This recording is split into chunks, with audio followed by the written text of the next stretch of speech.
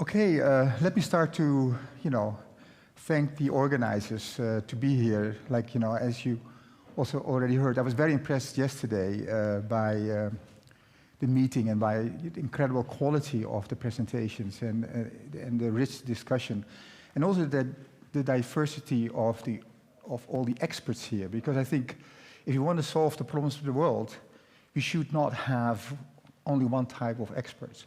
We should communicate. And being part of the UN for a long time before I joined, Hopkins, I was part of the UNH group, and there were 11 UN agencies working together to try to solve the problems. And I think we have to realize that was actually one of the best UN program ever. And we have seen with COVID, for example, when it was taken only by WHO, it was much more a problem because, you needed, in fact, all the UN agencies working together to try to solve of these problems. And I want to start with the global goals, the SDGs, and particularly Roberto brought it up yesterday, and I loved his slide. He showed that, in fact, yes, it's very clear. We have 17 goals. Seems to be very simple, but the reality is it's not. And they are contradicting each other. It's again complex if you want to solve all these different problems. If you say, okay, I'll only focus on zero hunger, then you have unintentional consequences, for example, for other fields. And we have to realize that. So it's not any more straightforward how we solve problems.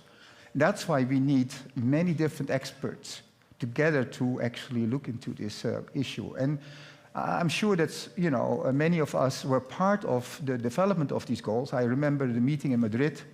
I'm sure, Roberto, you were there too, trying to come up with the goals. And it was interesting there also, the discussions, even you have 17 goals, but you have sub-goals, but sub-objectives. But it took a long time, in fact, to come up with those goals because, of course, there were a lot of different political fights, but also content fights, because you can't have millions of goals, you need to limit yourself. So you can see already that even come up with 17 goals, which seems to be a lot, that's actually a compromise.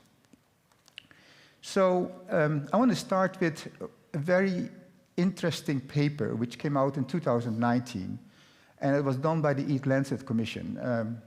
The Eat movement started actually with a physician from Norway, Gunhild, and it was very interesting. The first time I met her was in Rome, and she started a movement, just from scratch. And she wanted to tackle the problems of health, nutrition, and climate. And she put a lot of people together, and so we had meetings over a period of 4 years. And she said, okay, we can actually solve the problem, but it was because we have issues which we can tackle in a different way as we did before. And part of that exercise was creating what they said the Eat Lancet Commission group. And they did a lot of modeling because they said, okay, what do we need to do is that, in fact, we have major problems, and I will come back to that. NCDs, we have obesity, but we have climate. So how can we think about to solve these problems at the same time? So that was, in principle, the goal of the exercise, and it turned out to become a very important paper. So if you look at obesity in the world, it is increasing in every region. And it's, this is obesity, that's actually not even overweight, and overweight is already an issue, but obesity means BMI above 30, and you could see that the level of, for example, US, Canada, Europe, we talk about really high levels of obesity, but also already in many low and middle income countries. So it's not anymore a problem only of the high income countries, it's definitely a problem in middle income countries and even in low income countries. But the etiology of the disease is complex. And I think Christopher mentioned yesterday already, the importance of the microbiome, for example. So it is not anymore that saying, okay, it's only that the industry or that they eat the wrong products. It's actually, you have genetic components, you have environmental components, you have, but definitely the diet plays an important role. Let me take some.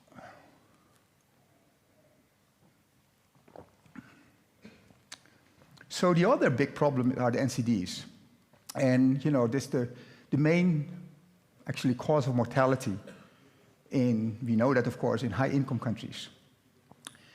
And you look at it, it's about, like, you know, very, very high percentage of people dying from the NCDs. But not only, again, in the high-income countries. In fact, the problem is very prevalent in low-income countries. It's the main cause of mortality in low-income countries. And that's not very well known. People think it's only our problem. No, it's not. But again, of course, the etiology of the disease, like, are not the same in high, middle, or low-income countries. And so we have to realize, we talk about, like, a very high percentage. So the Eat Lancet Commission said, okay, we have obesity, we have nutrition, we have NCDs. Now look at the climate. So the climate, you know, we have a lot of experts here about climate, and we discussed it yesterday already. So we know that agriculture contributes about 1/3 or so to, in fact, greenhouse gas emissions. But agriculture also can actually be used for a sink. So it's not only considered as a producer of greenhouse gas emissions, but it also can actually solve some of these problems. But of course, we have to change then the way we do our agriculture, how we produce, in fact, our products. So I like this slide because it comes from Drawdown. I think Drawdown is a fantastic program. I don't know if you know about this, but it's really interesting because they have multiple solutions, and they look at solutions, and they look at the cost of solutions, and and in principle the gain when you do this kind of products, instead of saying no, identification of the problem. We need to focus on solutions, and that's why, if you don't know Drawdown, please look at it, because I think it's a fantastic program. But it's not only the greenhouse gas emissions, and I think, again, Christopher mentioned it yesterday, and also I think Adrian, it's very, if you look at the traditional form of how we produce animals, it has a lot of consequences for, in fact, the environment, the direct environment. And I think, I come from Baltimore now, and you look at what's happening in the Bay, it's actually quite incredible. The negative impact of the production of animals is actually so dramatic that you think, why don't we do something about it? But from a political perspective, it is not actually taken care of. I know that, the group I was leading for 5 years had to be witness for many different cases at the court, but they never actually won the case. It's still like, it was an agency working against these products like for 25 years, but we haven't made a lot of progress. In Europe, it's a bit different, because in Europe, there's more legislation. And so with legislation, of course, you can actually change some of these way we produce our food. And then on top of it, of course, I think, Juan mentioned yesterday, when industry does something, they can actually change things. And it's amazing that actually, that's why I was yesterday astonished when, listening to Juan, I said, wow, industry can do a lot. They cannot solve the complete of the problem, but that's not necessary. We have to think about, moving into the right directions instead of thinking, okay, we can solve the problem 100%. That's impossible. And I don't want to go too much into, but the environmental impact is quite enormous. So the conclusion of the Eat Lancet paper, they said, okay, we have to change the diet. And they came up with a healthy diet, did a lot of modeling, and when the world would follow this healthy diet, they said we will have a reduction of NCDs, we will have a reduction of obesity, and we will have also a reduction of the greenhouse gas emissions. So those 3 problems could solve many of the issues. And on top of it, we actually make a lot of more money because of the reduction in the health cost. So this diet was actually, perfect. Although it was a theoretical diet. But the situation is a little bit more complex. So going back to the SDG number 2, zero hunger, and we know there are more forms of malnutrition and obesity. We have stunting, we have wasting, we have micronutrient malnutrition. There's many different forms. So let's look at stunting. So stunting is something that you are small for your age. And I remember when I had meetings with ministers, like, in Indonesia, for example, or in Bangladesh, and we were saying, we have to do something about stunting, they quite often said, it's something genetic. We are just different. We are not the same as people from the US or from Europe. So why would we do something about it? Small is beautiful. And so that actually was a problem for a long time for countries to start to do something about it. But in the years, a lot of the Lancet that came out with many different analyses, and they showed, in fact, that stunting is actually something which has a lot of consequences, but we can also do something about it. And we never realized, in fact, that that stunting is happening in the first 1,000 days of life. So from conception to the first year. And if you don't act in that period, it's irreversible. You cannot do something about it. So that is something. And because of that, a whole movement started, at least at the global level in the beginning. So what does it mean, in fact? So the etiology is quite complex, and water plays a role, and sanitation. And Paul Spiegel mentioned yesterday, for example, infectious diseases, very much at the moment in the Gaza Strip. And that will also lead to malnutrition because, of course, the infectious diseases will lead to acute malnutrition. So, but it's more than that. So in the first year, in the first 1,000 days, a child is actually developing. And I know that Mark, for example, a physician, they know that. What's happening during the pregnancy has a lot of consequences for later in life. So what's actually happening? Now, one of the things is brain development. And this slide shows you that if you are not stunted, there's a lot of more connections in the brain of a child. But when a child is stunted, it doesn't have the same connection. And this is translated into a lot of consequences of IQ, the development of the brain, less, capacity, of course, school performance, later work performance. So there's a lot of studies have been done what the consequences is of this poor brain development in the first 1,000 days. So this, of course, triggered a lot of groups, including the World Bank, to say, this is serious. This is not something we can ignore. So then I go to Sustainable Development Goal 1, no poverty. And of course, the World Bank is one of the, the agencies who deals with it. And they, economic growth is still extremely important for all countries, of course, but particularly for low and middle income countries. So the World Bank did an interesting report, and they looked into what's going on, and they saw, in fact, that there is an increase of the labor force in middle-income countries, but actually low-income countries, they don't make a lot of progress. And they said, okay, what's going on in those countries? And they realized, in fact, that they created an index, human capital index, and that could explain many of the flaws of the development of the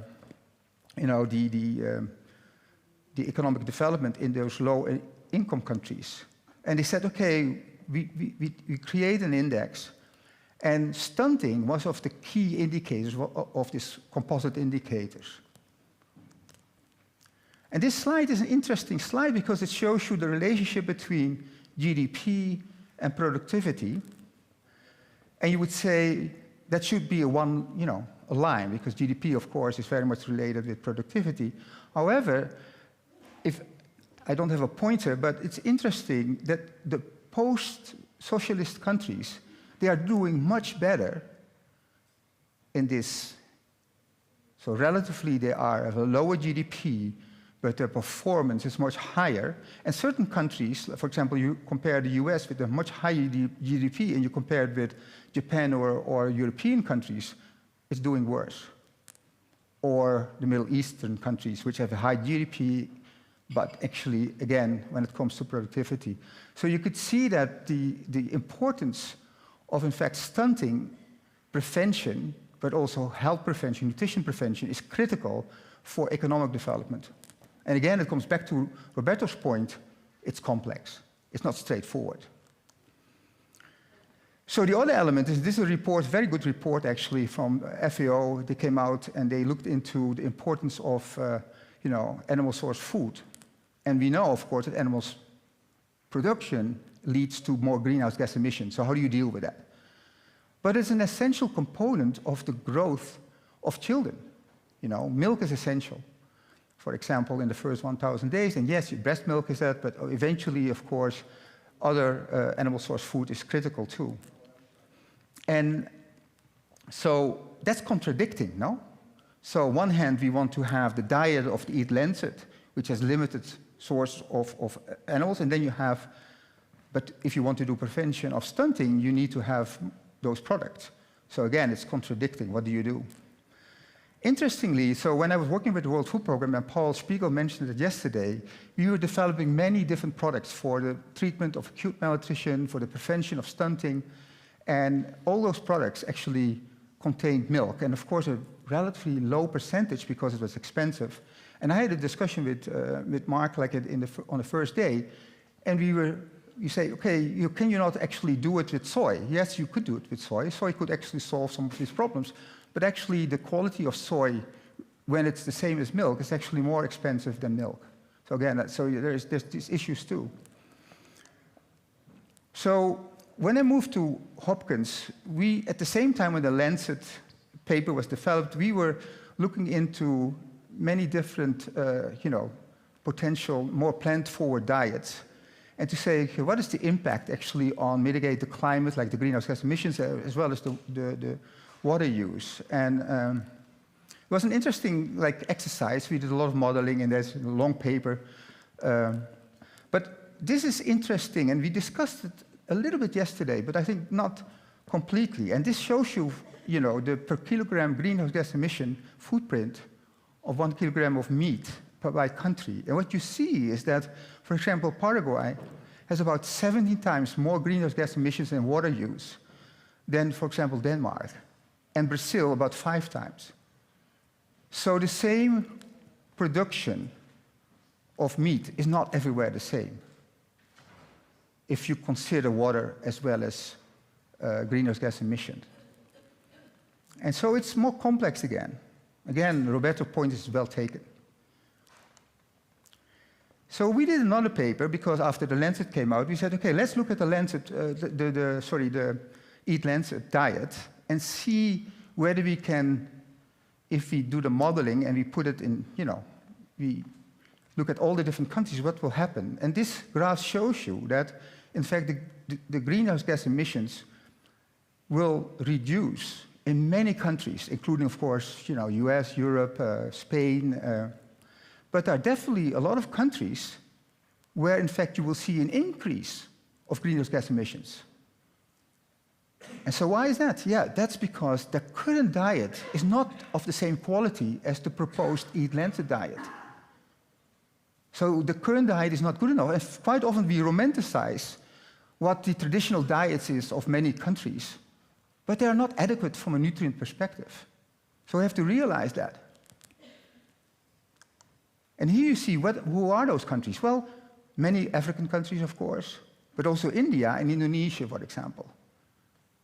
So you can see we are talking about billions of people who, if they improve their diet, will automatically have more greenhouse gas emissions. So we thought, okay, there's another element which we had not discussed yet, but it's like affordability, because we do a lot of theoretical analysis.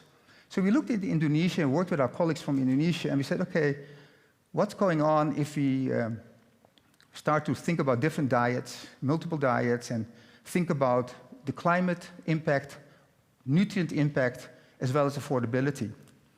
And the next slide shows you complex, it doesn't matter that much, but actually the conclusion is that there is no perfect diet when it comes to elements of climate, nutrient intake,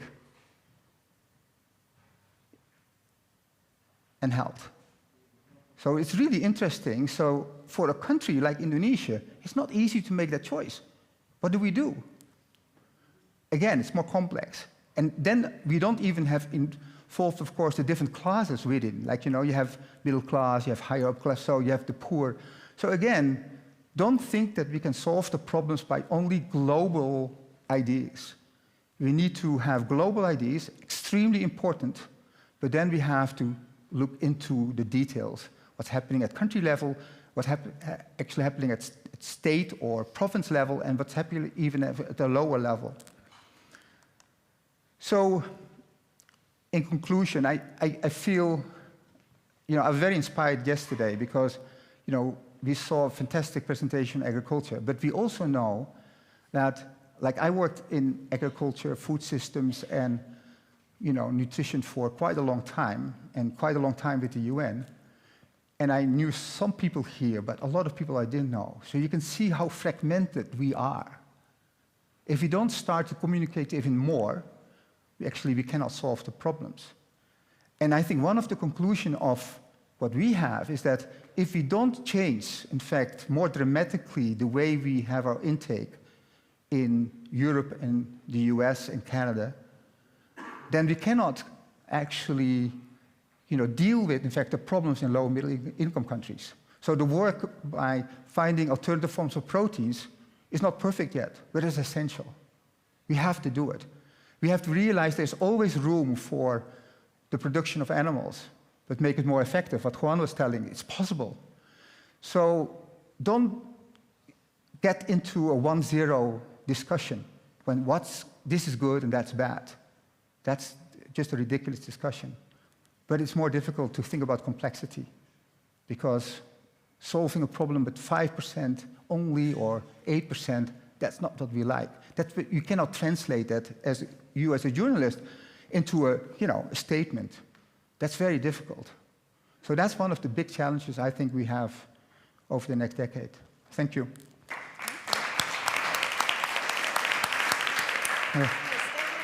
We'd love to ask questions. Well, your sort of introduction to the complexity of these problems was daunting, I have to say, as we've been talking about this big goal. And I wondered, it's again the simple question that I want to ask you, but how optimistic are you when you look at the big goal we've been talking about, feeding? No, I am actually optimistic. Good. Okay. No, because first of all, I loved Ivo's presentation yesterday. It's not only you look at this audience here, we have so much knowledge, right. And then we have AI on top of it, So, no, I am optimistic, but I think we have to be realistic. Right. So it's not a bit. So I don't like ideology, to be honest. That's one of the problems we have. Some people say, this is the only solution, and we fight for this, and we fight with each other. And working at the UN, and I know Roberto knows that. We fight too much instead of looking together for solutions. We do it theoretically, but practically we don't. And that's why I mentioned UNH, because it's one of the few UN examples. They have made so much progress. And it was not easy always, but at least we're working together. We had a division of labor. But we need to communicate. That's why I love these meetings, because this is one of the few meetings, and Google Food Lab is another one, where you have people with different backgrounds, coming together, but it's not enough. I hope that we work more together based on the meeting we have, because it's about collaboration, and it doesn't have to be a lot of time, because that's a problem too. When you work together, it takes a lot of time. Right. But you can also be more efficient. Sorry. Dear Martin, you are an expert in vitamins and minerals. But I want to raise another issue, okay. The omega-3 issue, yes. Because we are not eating enough fish worldwide. Even in Spain, yeah. Fishmongers are disappearing. We don't have access to fish anymore. People don't like fish. They don't want to buy a dead animal and bring it home and cook it and prepare it. No. And the aquaculture fishes are coming with less quality omega-3, and that's an issue. No, it's a big issue. Now, like the center I was heading for 5 years, so we did a lot of work on fish. Like it's fascinating what you're saying. Like also people don't realize that most of the fish is actually produced in Asia, and the US, for example, I think 50 or 60% is imported from Asia, and then you have less diversity, incredible diversity because we have agriculture, of course. I had a discussion with Mark in the first day about the importance, in fact, of fish for strokes, prevention of strokes, and not many people know that. In fact, like you can take omega-3s, for example, and it will help you protecting against cardiovascular diseases, but not against heart diseases, but not against actually stroke. So it is again complex, and we don't know exactly why, but I think it has to do with the blood-brain barrier, for example, and another thing, but people don't know, is that poor people actually, they survive because they don't have access to milk, because they actually use small fish in many places. The small, it's in Africa, it's in Latin America, it's in Asia. And so they eat the fish completely. So they get their calcium because of the small fish. But now, because of the aquaculture, a lot of this fish is actually collected and used for aquaculture for making large fish, and then the poor has no access demand. So you get a lot of more deficiencies among the poor because they don't have access. So I agree with you. That's we can discuss it. It's a whole different topic, but I think it's very important too. You're absolutely right. Thank you very much, Martin. Loved your presentation. I'm a big fan of the Lancet report, and I wanted to ask you about the revision that was made to this report this year, because I have followed what you just mentioned. There was a diet that was recommended in 2019, and this year they revised. So can you share why this was and how it shifted? No, it's a bit like the group who's doing, the Lancet series, like it's Harvard and also the UK. They're very good, like excellent, but they have it's not a group who has a lot of experience working in low middle income countries, and I do feel how it's very important to have the Eat Lancet, because in fact it's the perfect, at least, model diet for high income countries. So I'm not criticizing at all what they have developed, and I know they have adjusted a little bit based on the papers we did, I know that. But the reality is that you cannot come with one paper who will solve the problems of low and middle income countries as well as high income countries. Middle income, of course, is more complex, like, you can see what's happening in, like in India, for example. So it's a good step forward, but I feel it's a problem. It's a Lancet, so it's a very medical. Like for me, it's perfect. But if you're in the agriculture business, you don't need Lancet papers. You're interested in listening to Christopher. Like it's a very different, they lead completely different type of papers. So that misses it, because there's not a lot of people who are from agriculture background who are a part of the whole exercise. There are a lot of modelers. So great work, it's not enough. So that's my. What I read this year was that they put back a bit more protein, animal protein, in fact, in the equation. So this got me thinking whether the planetary and health diet is going in the same direction, in the sense that if we have to put back in this diet animal protein, it is not aligned with what we are saying in terms of sustainability. But Beatrice, it's not, to me, it's not important. Like, I don't think that we in the West, I don't like that, like in Europe or North America, need, in fact, to change the diet. We don't need as much protein as, for example, low and middle income countries. That's why I don't think you have to come with one solution. You have to come with, you have a global perspective of what is needed, and then you adjust and you translate it at different levels. That's what I think is key. So that countries can say, yeah, okay, what are the tools for me so that I can adjust my one? So I had a discussion, sorry, I forgot your name, but with the wife of Mark, I say, Indonesia, for example, has a lot of, tofu and products already in their traditional diets. So they can actually make a shift much easier to a more sustainable diet than, for example, African countries, who are actually, their traditional food is much more based on meat, despite the fact that they have no money to buy it. But desire perspective, it's there. So I think the adjustment, we need to think small and tiny, but we think, big, global at the same time. That tension is there, but if we don't do it like that, like again, going back to HIV/AIDS, know your epidemic was the motto in UNAIDS. So we had, of course, we knew about the treatments, we knew about many causes, but the translation, what would happen at the local level, was recognized. So, for example, South Africa had very high prevalence of HIV/AIDS. However, if you look very carefully into it, it was actually Durban was much more higher, and then you look within Durban, there were certain neighborhoods which had a high prevalence. So if you understand the granularity of the problem, you can be much more efficient in your programs. And that's the same when it comes to our diet. For example, even Indonesia is very big. So thinking about Indonesia, Java is different, and we had a discussion like that, then, for example, you go to the outer islands. So again, I think we need to understand that, yes, we need global analysis. It's not enough. It's important, but it's not enough. And that is the same when we talk about Spain. It's just wonderful how you see how much development Spain is. Spain is part of Europe. But European strategies doesn't mean that it's always good for Spain, So it's that same, and even in Spain we have many different regions. And different regions in Spain do different things well and sometimes not well. I think we should take one more question. Oh, there are so many questions.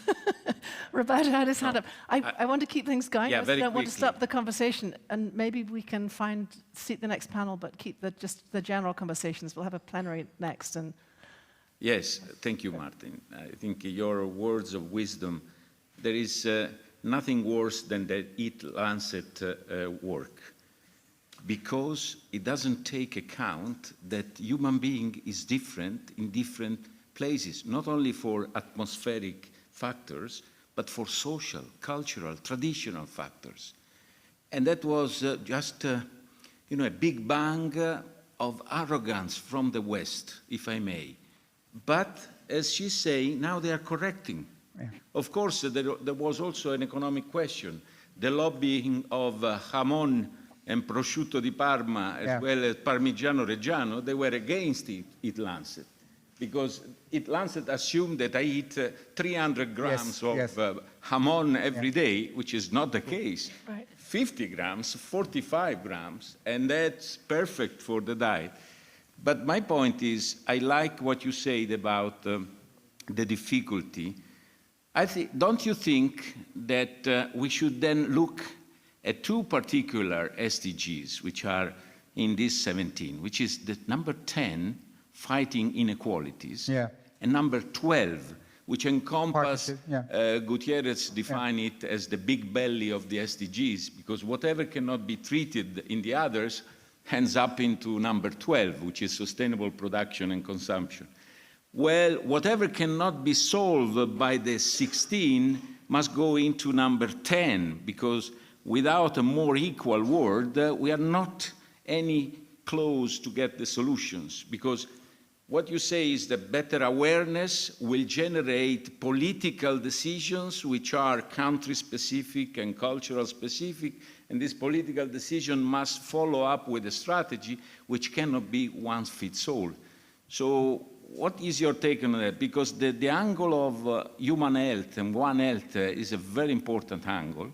Yeah. But of course, that angle has to go with the capacity, the affordability of people to get a good health. Yeah.